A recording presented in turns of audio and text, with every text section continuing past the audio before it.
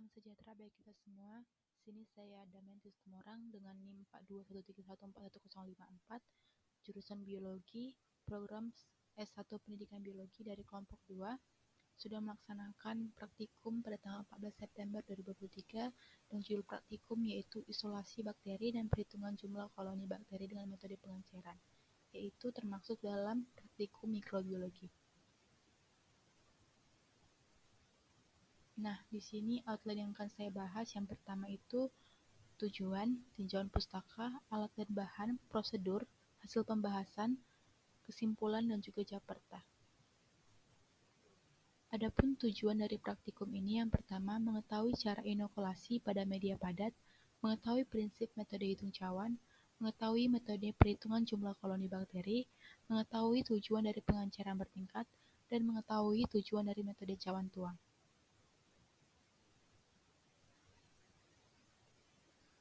Tinjauan pustaka. Dalam berbagai metode mikrobiologis, biakan murni diperlukan untuk mengidentifikasi mikroba. Isolasi adalah pemisahan suatu jenis mikroba dari campuran bersama mikroba yang lainnya. Beberapa metode yang paling terkenal di kalangan umum adalah metode cawan gores dan metode cawan tuang, karena caranya praktis dan efisien, dikutip dari Effendi 2020. Adapun faktor-faktor yang perlu diperhatikan dalam melakukan isolasi mikroba adalah yang pertama, sifat setiap jenis mikroba yang akan diisolasi. Yang kedua, tempat hidup atau asal mikroba tersebut. Yang ketiga, media pertumbuhan yang sesuai. Yang keempat, cara menginokulasi dan menginkubasi mikroba. Yang kelima, cara menguji bahwa mikroba yang diisolasi adalah kultur murni. Dan yang keenam, cara memelihara mikroba yang telah diisolasi tetap menjadi kultur murni. Dikutip dari Gita et al. 2022. Ada beberapa metode isolasi yang dilakukan untuk memperoleh biakan murni, yaitu metode cawan gores dengan cara menggoreskan jarum OC secara menyilang atau zigzag pada medium agar padat. Kesalahan umum pada metode cawan gores adalah tidak memanfaatkan permukaan medium sebaik-baiknya untuk digores, sehingga pengenceran mikroorganisme kurang sempurna dan koloni tumbuhnya menumpuk. Selanjutnya metode cawan tuang yaitu dengan cara memperoleh koloni murni dengan mengencerkan spesimen dalam medium agar yang telah dicairkan dan dinginkan, kemudian dicawankan. Dikutip dari Handayani et al. 2022.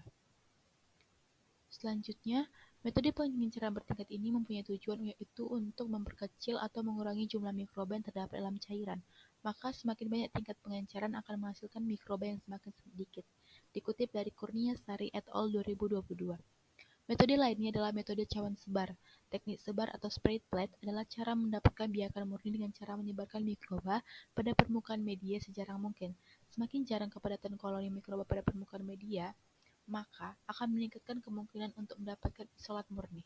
Dikutip dari Ajiza dan Sutyaningsih 2020. Selanjutnya alat dan bahan, di mana alatnya itu yang pertama cawan Petri 4 buah, Bunsen 1 buah, inkubator 1 buah, tabung reaksi 2 buah, spuit 1 buah, plastik wrap 1 buah, vortex 1 buah, pipet tetes 1 buah. Sedangkan bahannya yang pertama nutrien agar seperempat dari Erlenmeyer, yang kedua ada NaCl fisiologi jumlahnya 9 ml, selanjutnya ada urin praktikum jumlahnya 1 ml. Selanjutnya, prosedur kerja. Tahap pertama adalah disterilkan semua alat yang digunakan. Disiapkan 2 tabung reaksi, diberi label tabung reaksi pertama 10 pangkat min 1, sedangkan tabung reaksi kedua dilabelin 10 pangkat min 2. Lalu diisi dengan NaCl 9 ml pada kedua tabung reaksi, lalu diisi tabung reaksi pertama dengan 1 ml urin dengan menggunakan spuit lalu di vortex.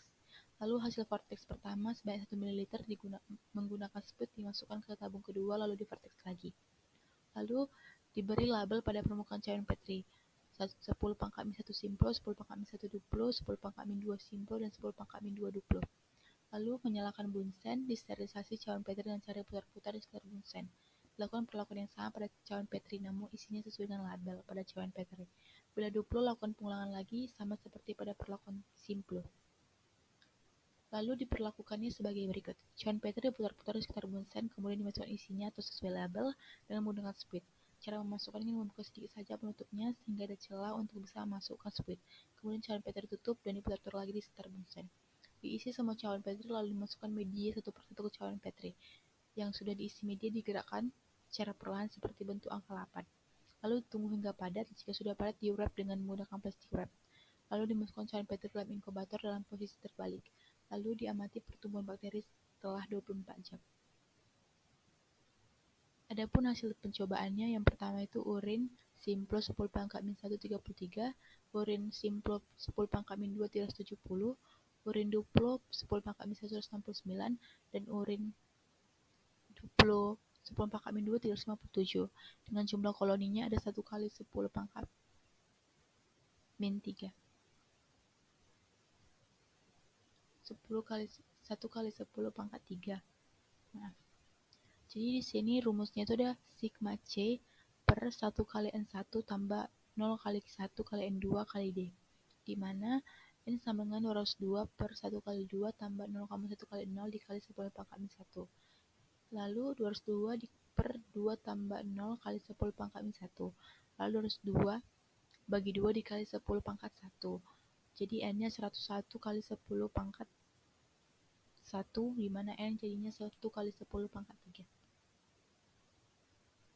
Selanjutnya, hasil dalam pembahasan.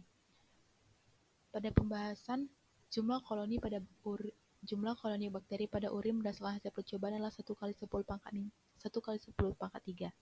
Pada literatur, seseorang didiagnosis terkena infeksi saluran kemih apabila terdapat lebih dari 100.000 CFU per mililiter atau 105 CFU per mililiter bakteri berspesies sama per liter urin. Namun ada perbedaan antara percobaan pada literatur dengan hasil percobaan sendiri, yang mana percobaan pada literatur itu dilakukan variasi lama penundaan sehingga mempengaruhi jumlah koloni bakteri. Dikutip dari Utami 2021. Pada perhitungan koloni bakteri urin, pengenceran tingkat kedua tidak masuk dalam penghitungan dalam metode cawan hitung karena tidak memenuhi kaidah, yang mana cawan yang dipilih itu adalah yang mengandung jumlah koloni 30-300 CFU per gram.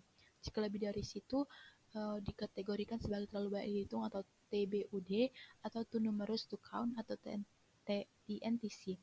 Dikutip dari Ajiza dan Society 2020. Peningkatan jumlah bakteri dipengaruhi oleh beberapa faktor seperti pH, suhu, kadar oksigen dan kadar karbon dioksida, osmosis, dan nutrisi. Dalam urin terdapat nutrisi yang mendukung pertumbuhan bakteri, yaitu natrium, asam bikarbonat, asam lemak, asam laktat, dan asam karbonat, dan yang lainnya. Bakteri pada urin dapat tumbuh baik pada suhu 32-38 derajat Celcius. Selanjutnya, keunggulan metode tuang dapat digunakan untuk memperoleh biaya urin yang tidak memerlukan keterampilan tinggi. Dikutip dari Vatikin et al. 2019. Kekurangannya adalah hasil perhitungan tidak menunjukkan jumlah sel mikroba yang sebenarnya, karena beberapa sel yang berdekatan mungkin akan membentuk satu koloni, dan bahan yang diperlukan banyak dan waktu yang dibutuhkan lama.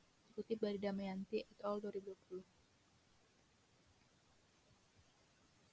Selanjutnya, jumlah koloni bakteri pada pengenceran tingkat 2 lebih banyak tidak sesuai dengan tujuan dari metode pengenceran, yang mana tujuan sebenarnya adalah untuk memperkecil atau mengurangi jumlah mikroba. Dikutip dari Kurniasari et al. 2022. Baiklah, masuk pada kesimpulan. Yang pertama, inokulasi pada media padat dapat dilakukan dengan cara penggoresan atau strike plate, atau tusukan dan secara penuangan. Prinsip dari metode yang kedua, prinsip metode hitung cawan adalah jika sel mikroba yang masih hidup ditumbuhkan pada media agar, maka sel mikroba itu akan berbiak membentuk koloni yang dapat dilihat dan dihitung dengan mata telanjang, dan disebut dengan colony forming units atau CFU. Yang ketiga, metode hitung cawan ini dapat dilakukan dengan menggunakan metode tuang atau pour plate dan metode permukaan atau surface atau spread plate. Penghitungan jumlah mikroba dianggap valid jika dalam satu cawan tumbuh sebanyak 25-250. Sehingga jika pertumbuhan mikroba terlalu padat, maka dia harus dilakukan pengenceran terlebih dahulu. Yang keempat, tujuan dari pengenceran bertingkat adalah untuk memperkecil atau mengurangi jumlah mikroba yang tersuspensi dalam cawan. Yang kelima, tujuan dari metode cawan tuang adalah untuk menyebarkan sel-sel bakteri tidak hanya pada permukaan medium saja atau agar, melainkan sel terendam dalam medium, di dalam agar, sehingga terdapat sel yang tumbuh di permukaan agar yang kaya akan oksigen, dan ada yang tumbuh dalam agar dengan kandungan dari oksigen yang sedikit. Selanjutnya, Jakarta.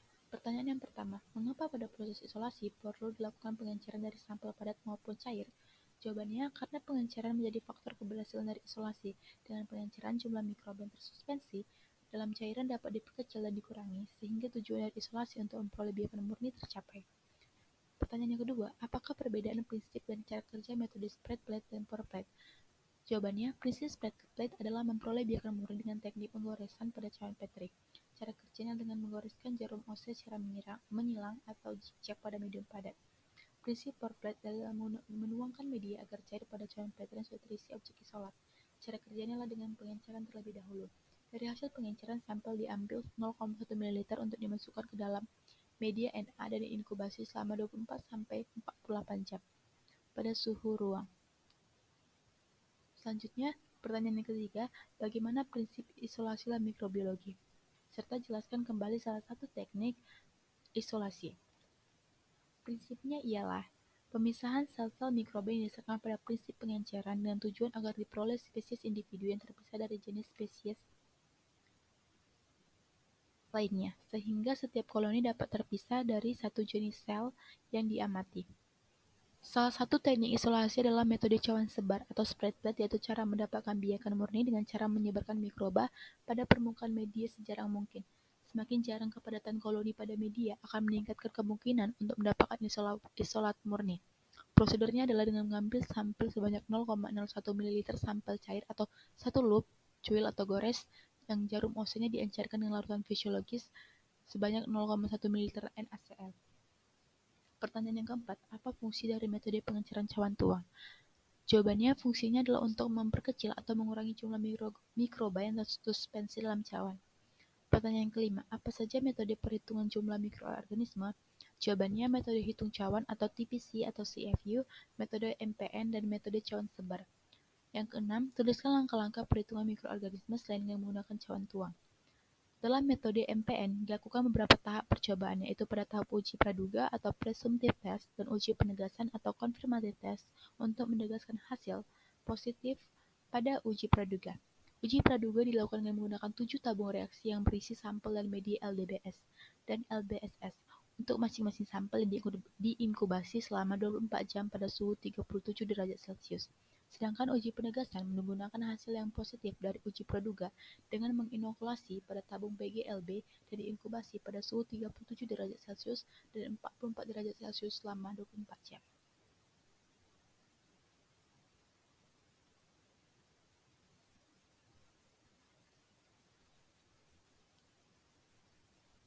Cukup sekian yang bisa saya sampaikan mengenai isolasi bakteri dan perhitungan jumlah koloni bakteri dengan metode pengenceran.